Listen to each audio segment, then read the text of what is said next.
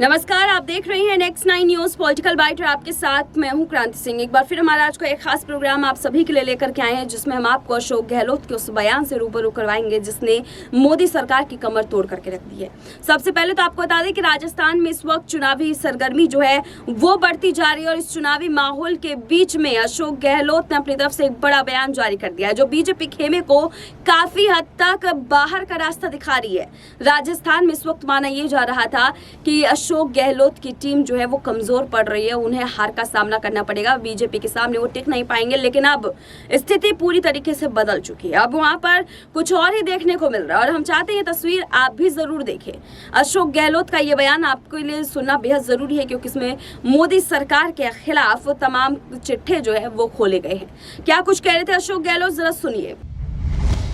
Challenging भी है BJP के लिए, क्योंकि इतना करप्शन किया उन्होंने। 40% की जो घर घर के अंदर बात पहुंच गई है, ये ऐसी बात ऐसे नहीं पहुंचती है। करप्शन तो हर जगह होता है, तो 40% करप्शन जब इतना ज़्यादा हुआ तब जाके हर घर में ये बात पहुंच गई। और बाकी आप देखिए, पीएम साहब और अमित शाह जी डेरा डाले हुए हैं, अप एंड डाउन कर रहे हैं। तो आप सोच सकते हैं कि अप एंड डाउन करने नौबत क्यों आती है। प्रधानमंत्री जी का पद और गृह मंत्री का पद ऐसा होता है, पूरे देश के लिए होता है। हम देख रहे हैं कि वो चुनाव उनके लिए सब कुछ है, गवर्नेंस सब कुछ नहीं है। इसीलिए हालात खराब है देश के अंदर, महंगाई बढ़ती जा रही है, युवा में आक्रोश भयंकर है। राहुल गांधी की जो यात्रा थी, भारत जोड़ो यात्रा, वो 4 मुद्दे थे: महंगाई का, बेरोजगारी का, नॉन वायलेंस का, और अमीर गरीब की खाई बढ़ गई है, बढ़ती जा रही है। क्या सरकार की जिम्मेदारी नहीं है दोनों की या पूरे सरकार की? इन मुद्दों पे ध्यान दें। महंगाई कम कैसे हो? नंबर 2, बेरोजगारी इतना विस्फोटक है कि आप हम कल्पना नहीं कर सकते हैं। अगर 75% युवा इस देश में हुए हैं, उनकी आकांक्षाएं बहुत ज़्यादा, अपेक्षा है सरकार से, पर आप देखते हैं कि ना नौकरी है, ना कोई रोजगार है, सरकारी गैर सरकारी। वो बड़ा मुद्दा देश के अंदर। फिर उन्हीं में से एंटी सोशल एलिमेंट बनते हैं कि डकैती हो रही है, आत्महत्याएं हो रही है बच्चों की भी कई जगह पर, फ्रस्ट्रेशन के अंदर। ये तमाम घटनाएं जो हो रही है, ड्रग्स फैल रहा है देश के अंदर। तो सरकार के लिए ये भी महत्व रखता है कि कैसे हम गवर्नेंस करें, जिससे कि युवा पीढ़ी जो कल के भारत का निर्माण करने वाली है, वो ह्यूमन रिसोर्स होता है, ह्यूमन रिसोर्स, उसका विशेष ध्यान रखें। कोई ध्यान नहीं सरकार के इन बातों पर। वो नॉन वायलेंस के बारे पर आप बताइए कि सब जगह तनाव है, हिंसा है देश के अंदर, धर्म के नाम पर, जाति के नाम पर। पत्रकार, साहित्यकार या लेखक अगर वो खिलाफ लिख दे आर्टिकल भी, तो आप जेल जाओ, आप देशद्रोही हो। और ये बात लागू होती सबके लिए भी। कितने लोग जेल में गए हैं। एक पत्रकार केरल से आ रहा था वहाँ कवर करने के लिए, यूपी के अंदर एक लड़की का रेप हो गया था, जिसको रात को 2:30 बजे जला दिया गया बिना उनके परिवार के ही। पुलिस ने कवर करने वाले रास्ते में पकड़ लिया, 1.5 साल तक वो जेल में रहा था। मैं तो उसका नाम भी नहीं जानता, अभी छोटा सुप्रीम कोर्ट से वो क्या नहीं, वो जो गाँव का नाम हाथरस, आपको मालूम होगा, हाथरस का केस तो बड़ा संगीन होता है। कहने का मतलब ये है कि जो हालात हो रहे हैं देश के अंदर, उससे पूरे देशवासियों को, प्रदेशवासियों को चिंता होना चाहिए। अगर हम चिंता नहीं करेंगे, अगली पीढ़ी भुगतेगी देश को, क्योंकि ये मंशा जो है वो मंशा 1 पार्टी रूल की मंशा इनकी। धर्म के नाम पर राजनीति शुरू कर दी है।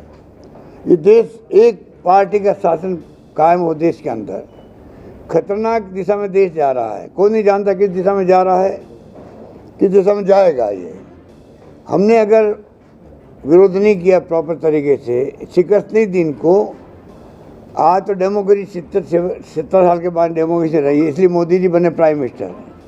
अगर डेमोक्रेसी नहीं रहती, पाकिस्तान के तरह हालात होते, आज़ाद दोनों मुल्क एक साथ हुए थे, तो मोदी जी प्रधानमंत्री कैसे बनते? उनको इस बात का एहसास ही नहीं है। कांग्रेस मुक्त भारत की बातें करते हैं।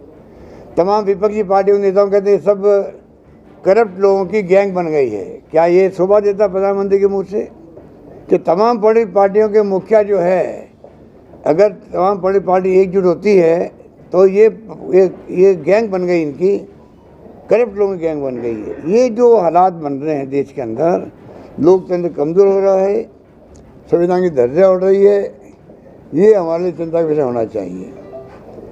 अभी जो मैंने कहा, मोदी जी आप और अमित शाह जी को मैं चैलेंज देता हूँ, आप ऐसा करो जहाँ सरकारें बीजेपी की है और जहाँ सरकारें 3 जगह कांग्रेस की है, आप उनको कंपेयर कर लीजिए, गवर्नेंस कहाँ अच्छी हो रही है, गवर्नेंस कहाँ अच्छी हो रही है।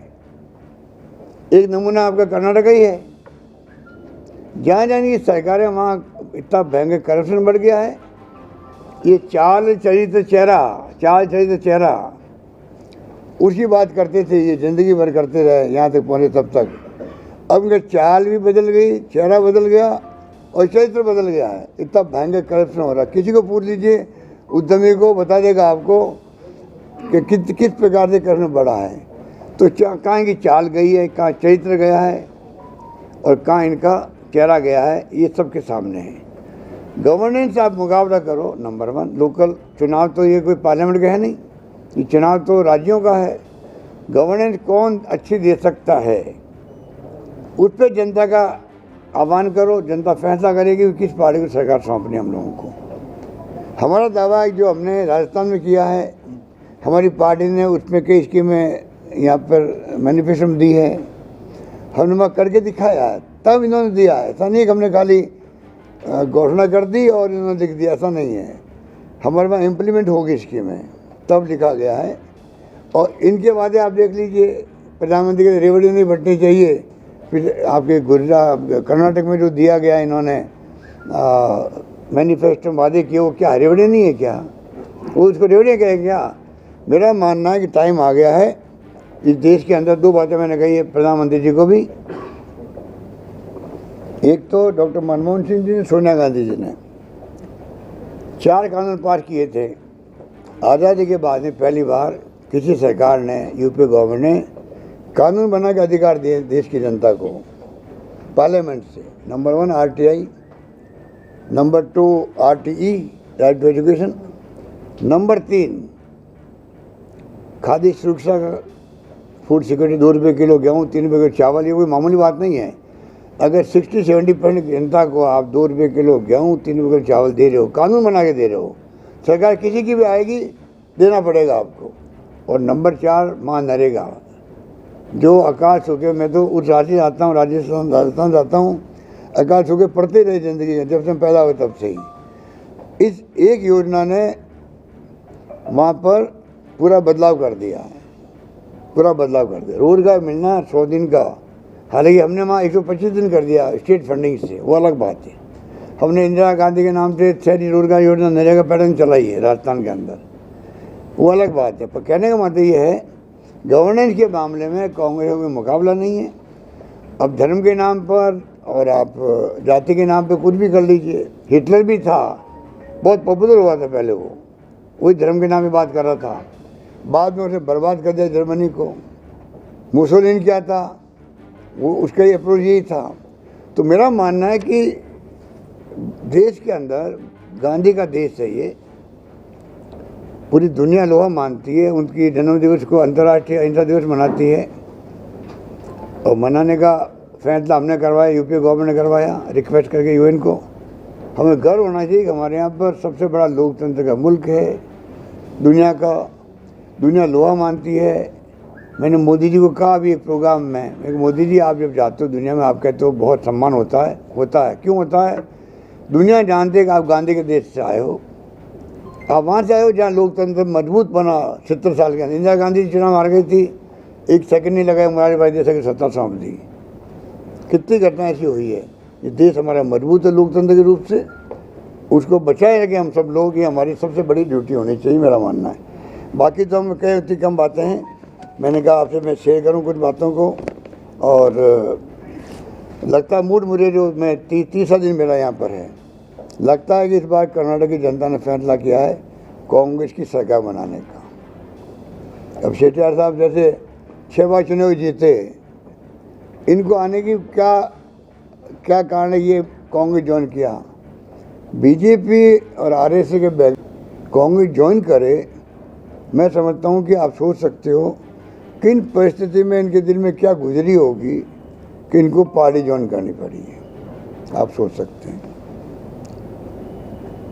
तो मैं समझता हूँ कि जो हालात बन गए हैं पूरे देश के अंदर, उसको देखते हुए ये चुनाव जो है मैसेज देगा देश को। ये चुनाव खाली कर्नाटक की जनता के लिए नहीं है, ये चुनाव हमारे दृष्टिकोण में पूरे देश में मैसेज देगा। और अगर एक सबक सिखा दिया एनडीए गवर्नमेंट को, तो प्रधानमंत्री जी को, अमित शाह जी को सोचना पड़ेगा कहाँ चूक हो रही है हमसे। और मान लीजिए उनका जो अहम घमंड शिखर पर है, अगर इस झटके से मान लो वो भी नीचे आएगा, जो कुछ कमियां रही है उनके महसूस नहीं कर रहे अभी वो घमंड और अहम के कारण से, उस पर उनका ध्यान जाएगा, महंगाई पे जाएगा, बेरोजगारी पे जाएगा, नॉन वायलेंस पे जाएगा। क्योंकि आप बताइए किसी गांव में परिवार में झगड़े होते हैं वो आगे नहीं बढ़ सकता है। यहाँ सवाल है देश का और प्रदेश का। हिंसा होगी धर्म के नाम पर तो कैसे विकास होगा, ये ध्यान जाएंगे उनके। मान लो अमीर गरीब की खाई है, आर्थिक नीति बदलेंगे मान लो इस झटके से कि कर्नाटक के अंदर झटका मिल गया, क्यों मिला है। तो हो सकता है कि उनकी नीतियाँ बदले आर्थिक रूप से, देश हित में हो वो नॉन वायलेंस की स्थिति की तरफ जाए सरकार वापस। जो प्रधानमंत्री मोदी जी ने खुद ने पहली बार मॉब लिंचिंग हुई थी राजस्थान के अंदर, तो मोदी जी बोले थे, सरकार बनी थी कि मॉब लिंचिंग करने वाले लोग एंटी सोशल एलिमेंट है। मैंने मोदी जी को कहा, आपने ये बात कही, उस वक्त मैसेज गया कि आपकी नीयत अच्छी है, आप चाहते हो कि इस प्रकार मॉब लिंचिंग किसी की नहीं होनी चाहिए। उनका असर पड़ा था उस वक्त में। बाद में क्या हो गया, 8 साल तक आप बोल नहीं रहे हो, कोई नहीं बोल रहा है उनकी तरफ से। पता नहीं आरएसएस ने दबा दिया उनको, किसने दबाया है। मोदी जी के मुंह से जो उस वक्त शब्द निकले थे, भीड़ इकट्ठा होकर किसी को मार दे व्यक्ति को मॉब लिंचिंग में, उसके लिए पीएम बोले हैं, उनको अप्रिशिएट किया हम लोगों ने। बाद में 8 साल से मुंह पे ताला लगा हुआ है मोदी जी के भी। इतना क्या दबाव पड़ गया उनके ऊपर। आज वक्त आ गया कि अगर इन बातों पर ध्यान नहीं दिया, अमीर गरीब की खाई का ध्यान नहीं दिया, बेरोजगारी पे ध्यान नहीं दिया और महंगाई पे अगर राहत नहीं दी लोगों को, तो मैं समझता हूँ विस्फोट की स्थिति बनेगी देश के अंदर। धन्यवाद। अशोक गहलोत का आपने बयान सुना, ये खास प्रोग्राम आपने देखा। इस खास प्रोग्राम को देखने के बाद क्या लगता है, राजस्थान की सियासत में क्या परिवर्तन में आने वाला है और क्या नहीं, कमेंट बॉक्स में आप हमें जरूर बताइएगा। अभी के लिए बस इतना ही। देश दुनिया की तमाम बड़ी खबरों के लिए देखते रहिए Next 9 न्यूज़ पॉलिटिकल बाइट।